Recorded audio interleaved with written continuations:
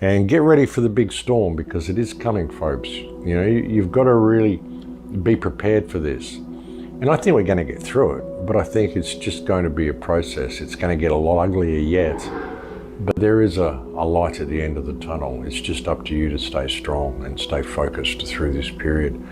And again, a lot of people write to me and say, well, what about my son? What about my daughter? What about my siblings?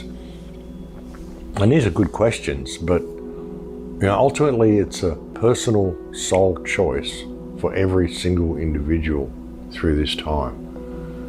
You know, you do what you can for those around you, but you also do what you can for you. And no matter what you do for others, it's still going to come to that point where they've got to make that soul choice, and they're the only ones who can make that choice.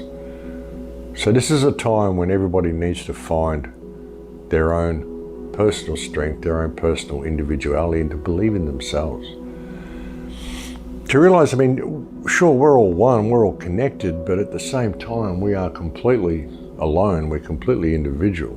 You know, it's a separate experience for each one of us, you know. So you've got to be prepared for that. You know, I do what I can to help people around me and to help others. I mean, that's why I do this, that's why I do what I do, just to try to help the world wake up to themselves. But ultimately, when it comes to that moment, it's my choice, it's my soul choice. And no matter what information I've imparted to other people, when it comes to that moment, it's their soul choice.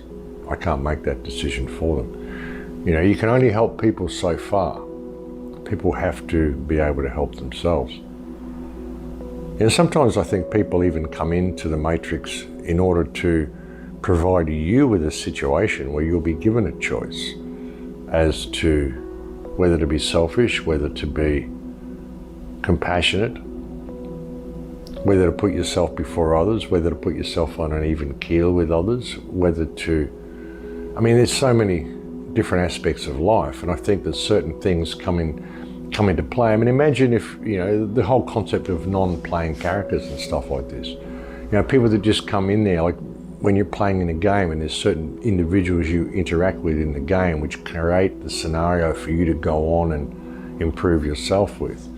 I think it's like that for everybody. So you've got to understand it is an individual thing. So you can only do what you can for others. Ultimately, it's going to come down to them making that soul choice when the time comes for them to make it. Stay strong through this, folks, and keep your focus on, you know, where it should be. Try not to, you know, move into hatred. It's really important that we don't do that. I mean, I've said so many times, if people simply respected others, we could change the world in a day. If people realize that there's only really two emotions, love and fear, and that everything we do needs to be centered in love. You know, if we could do that, if we could just let down these barriers that people have with each other, we could literally change the world in a day. And even with all this stuff that's going on, all these, you know, I mean, like I said, they're programmed. You can't hold it against them, you can't hate them. And I get angry as well, I do, I get really angry sometimes and I have to express it. But you know, we can't become that which we're fighting. It's really important that we don't do that. It's really important that we keep our hearts centered, because that's what's ultimately going to bring us through. And if we could center our hearts in the right energy to begin with, we wouldn't have to do anything else. We could literally change the world in a day. It's very hard to live in a state of empathy in a society that's based on monetary gain. This is why money is used. This is why material wealth and class and social division is used. All of the tools that they use are used to divide us.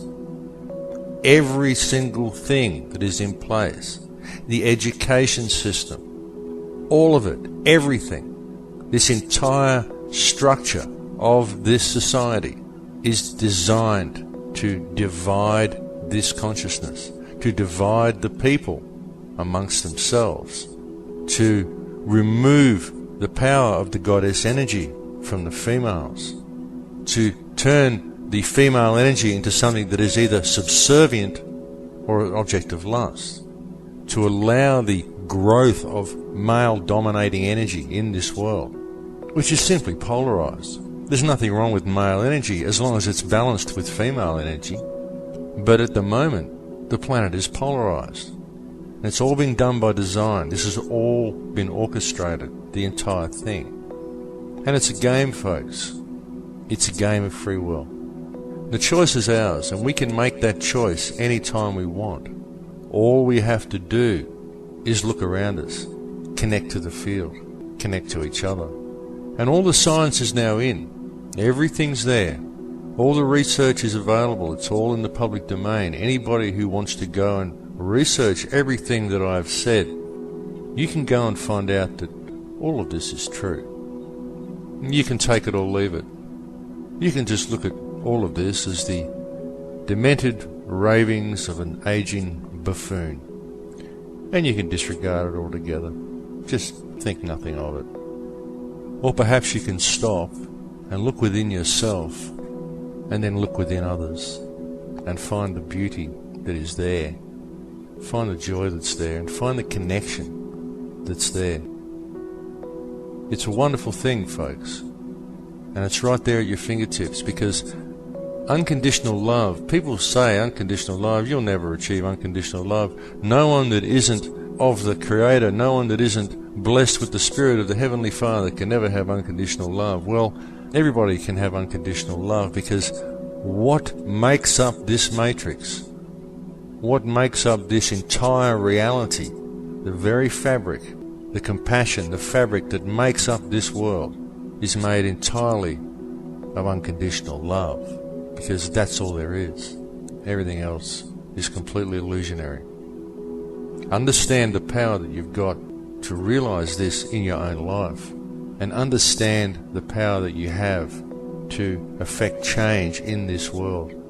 We can make this reality anything we want, or we can simply create a unity and return to self. And wouldn't that be wonderful? To me, that is what 2012 is about. That's what this whole Mayan end date, whatever you want to call it, is all about. Every 26,000 years, there's a rise in the human cavity resonance. As that resonance rises, so does everything else rise with it. The frequency of everything.